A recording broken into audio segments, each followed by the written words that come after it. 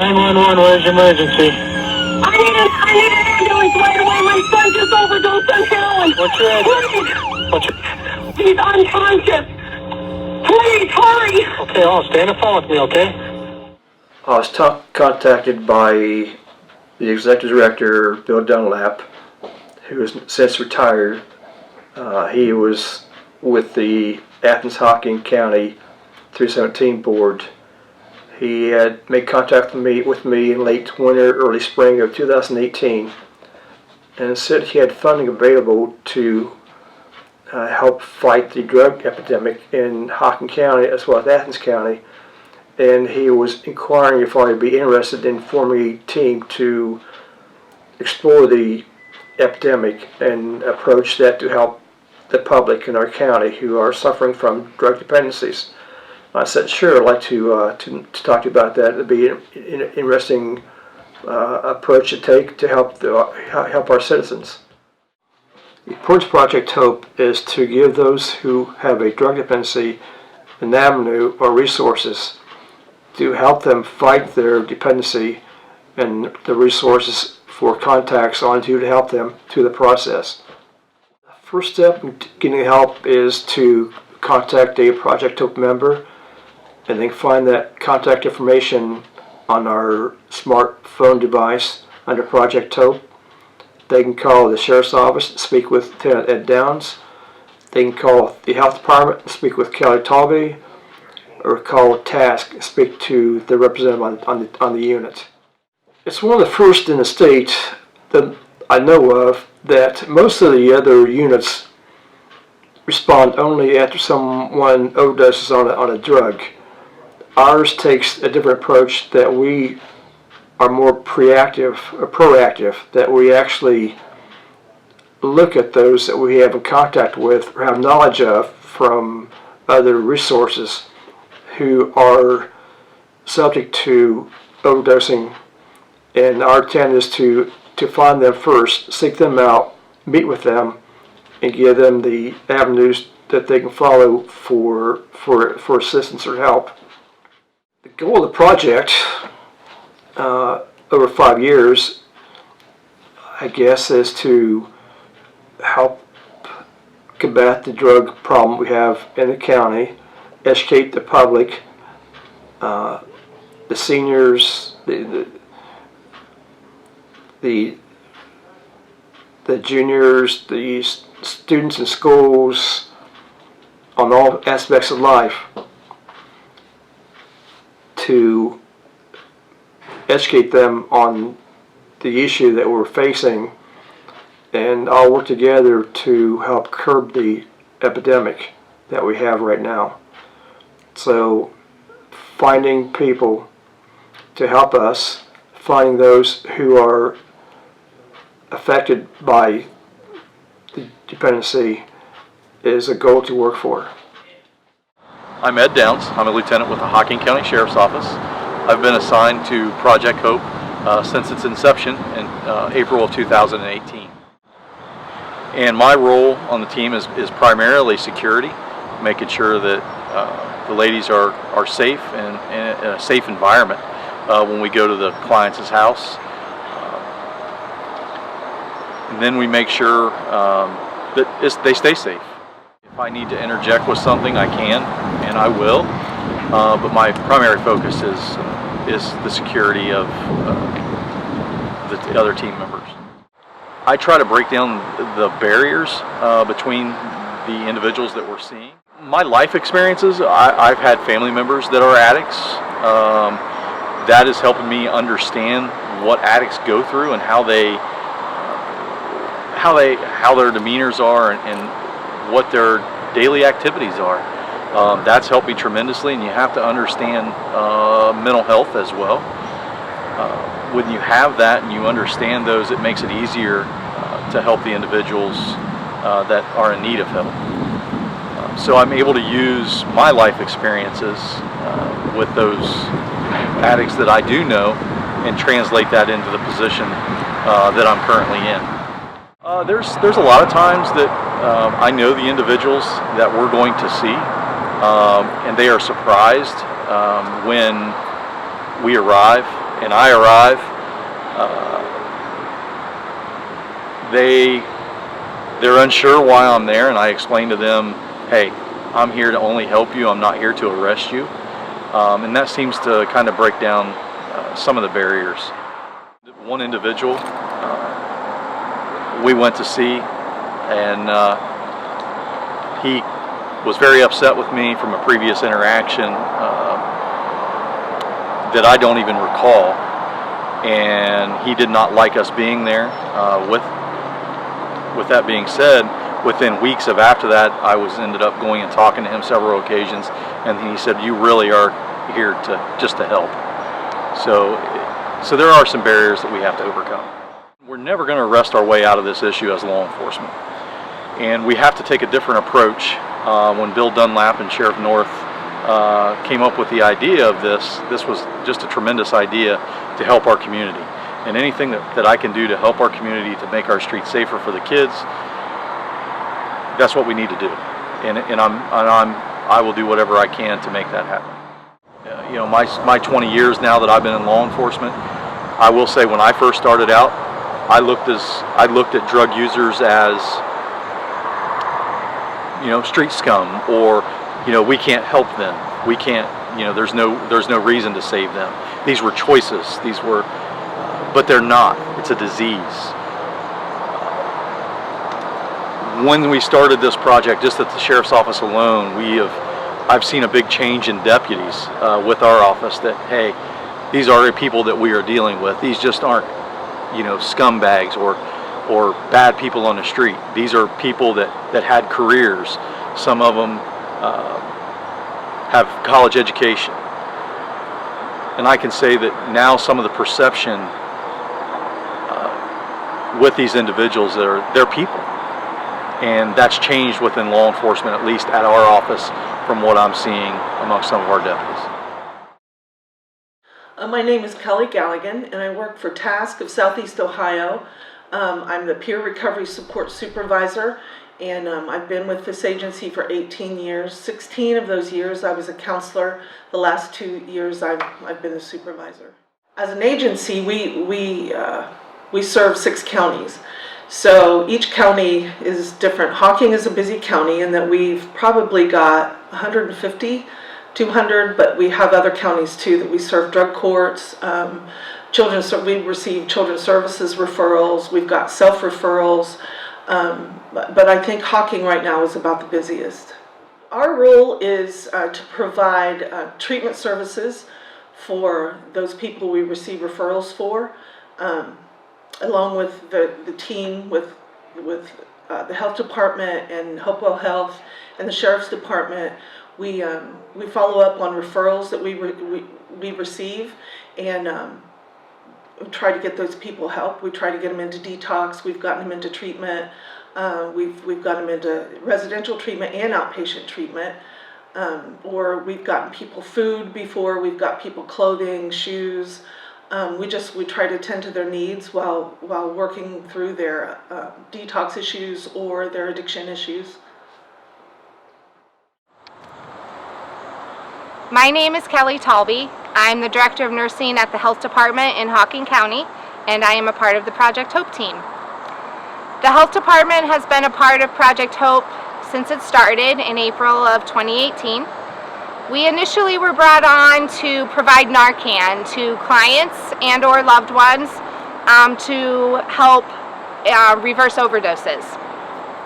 After a few weeks of the program starting, we realized that the clients weren't going to come into the health department for Narcan, so we decided to start to join on the visits. And it's been a great thing and a great partnership ever since. One of the things that is difficult sometimes is for families to understand what's going on with the addict and their behavior and why they're doing some of the things they're doing. I understand that difficulty, and one of the things we can do as a team is to help the families. There's a number of different support groups in our area, including Smart Recovery, Al-Anon, and that will help the family understand what's going on with the addict, and if there have been burned bridges, to see how those can be repaired. A lot of times we actually receive referrals from the families to see if we can help their loved ones. The loved one may or may not be ready for help, and so I think this is a way too for the families to try and give them some hope and some help, other than just continuing to talk to them about it, because sometimes you need an outside person to step in and listen to their story and understand what's going on and see where they are, meet them where they are in their recovery process. So I think that helps the family and it helps the addict. My expectation for Project Hope is just to continue to let people know we're there to help them. You know, we've had some great success stories. We've had some people that aren't quite ready for help, and that's okay. But we've also let them know that we're also here and we care for them, and we're going to keep checking on them. And sometimes that's just a shock for people to think, oh my God, they really care and they're going to come back out and see me. I want to help people. I always have. And when I see people struggling, I see people that can benefit from our services, I see people that need our help. That's what I do as my profession. And so when I give Narcan to a family and we hear 2 weeks later that it saved their child's life, there's nothing better than that. Everybody that we see, their life is worth living. And so I'm just here to help, and I think that that's the huge benefit of Project Hope. My goal for Project Hope is to continue to increase the outreach with it so more and more people know about it. My goal is to continue to help people. We've had some great success stories, and if we can just help one person every week, think of all of those families and children and loved ones that can be helped. So I think just continuing what we're doing, but maybe getting the word out more and having the rest of the community support it and offer services to help them.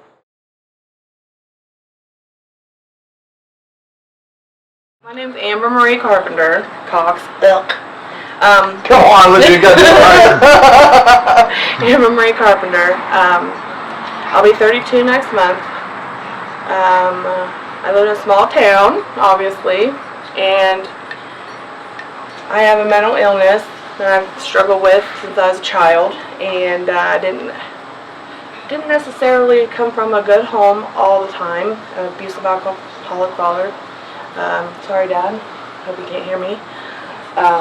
But he's changed over the years, you know, so I know change is possible. My grandma raised me. I felt unwanted, had abandonment issues. I found the streets, and they welcomed me with open arms. Back then I was naive, young, gullible, just wanted to fit in anywhere because I didn't feel like I belonged anywhere. And then it just took hold, took over my life, and I ended up in prison. And that's when reality set in. It's the first time I'd ever been clear-minded and had an opportunity to think about my life, what I wanted, because obviously I didn't want to be in prison. I didn't want to be that person. And the harsh reality of it was that I was a monster, and that's not who I was meant to be. I played victim for a long time. Poor me, poor me. Used it as an excuse to fuel my addiction, and I didn't want that anymore.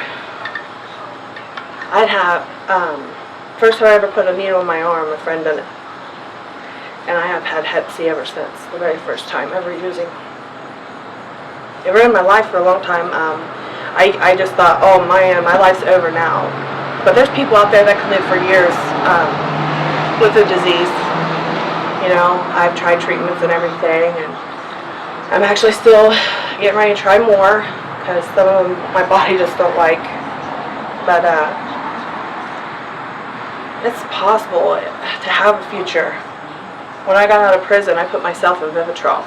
I was scared. I'd only had 6 months clean for the first time ever. And this was in 2013. And I was scared. I was back in the hometown where I grew up, and drugs were easier to find than clean people, healthy relationships. It's sad to say, but it's the truth.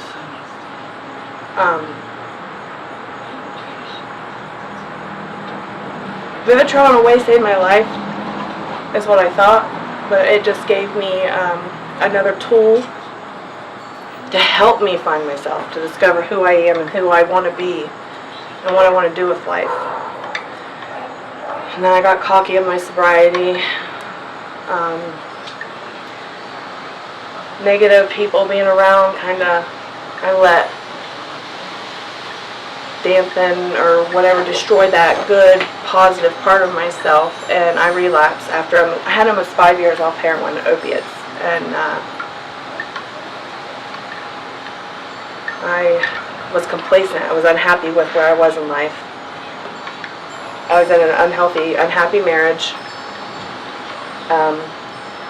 I'd gotten family members back in my life, but they were not necessarily healthy for me to be around, and that was a hard pill to swallow.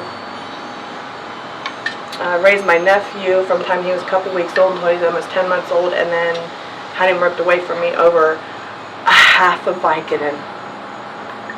A half of Vicodin. I mean, seriously, like how? I mean, it was awful. So, I mean, I was sad. I was very sad and in a dark place, and said to hell with it. Started using it again and did not care. Finishing me is how it felt for all them years. Like I was not part of the family no longer. It was shameful. I have an uncle that when I got indicted in 2011, he would not talk to me. I tried to hug him that Thanksgiving after I got indicted. I got indicted at the beginning of November of 2011. That Thanksgiving, I went to hug him and he says, "Don't fucking touch me." I said, "Excuse me?" Like he broke my heart. Like I went to my room and cried. Like I didn't even have Thanksgiving that year. I stayed in my room. And his thing was, I had the police at his mother's home. Which I understand from his perspective as well. With me too, growing and learning about my addiction and why I did what I done, I can be objective as well. I can see things from their point of view too, because it did hurt them. I did hurt his mom. I did have the police here. And that is wrong and whatnot, but he handled himself in not such a healthy manner. And it hurt my feelings as someone who was already broken. Someone who was already, like, lost anyways and hurt. I was hurting inside. And he didn't help the matter. And now, we can all sit in the backyard and bullshit and laugh. They don't look down their nose at me anymore. They're not like, "Oh, my shit don't stink." You know, that's how I feel it is now. And then another way, and sometimes I do get upset about that. I do, because it's like, why now? You gotta save face, because it is but I'm going to take it as they're trying. You guys, in my opinion, are trying to show that people care. And, because there's a lot of people that don't want anybody knowing it's secret. Like, "Oh my God, my kid's got an addiction," or my kid's a thief, been arrested. And it's embarrassing. It's embarrassing. I'm embarrassed for my family sometimes because of the shit that I've done.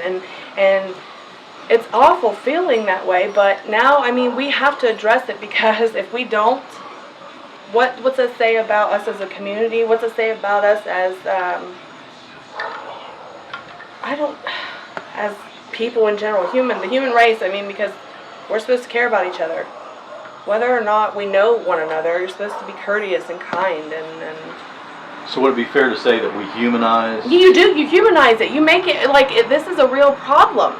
Like, it happens. That addiction doesn't discriminate. It can happen to you, it can happen to your neighbor, it can happen to your brother, friend, someone you ain't seen since high school or whatever. You humanize it and you make it known, and you instead of it don't be embarrassed, don't be ashamed. It's something that happens, and we want to help. That's how I see you guys.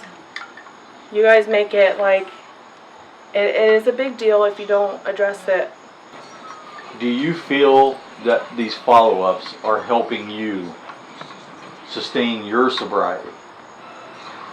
Yes, I do in ways. Oh yes, for sure. You guys in ways have also, I think, showed my family, in my opinion, Because before, it's not that they didn't care, but they wouldn't show it. They wouldn't express it. They wouldn't, you know, they just like, oh God, Amber's got a problem. Oh, she's going to jail again. You know, something like that. But now you're showing people that it's okay. You can love someone who has a problem.